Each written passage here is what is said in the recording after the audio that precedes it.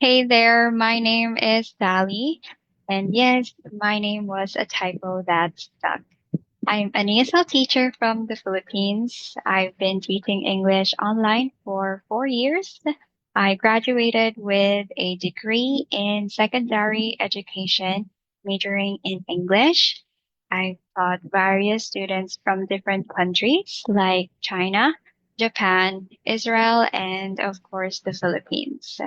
I focus on creating a comfortable learning environment, and I believe in patience and creativity, especially when teaching young learners and professionals.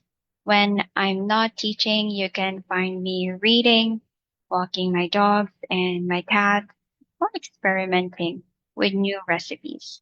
I'm passionate about helping students to succeed in their English goals.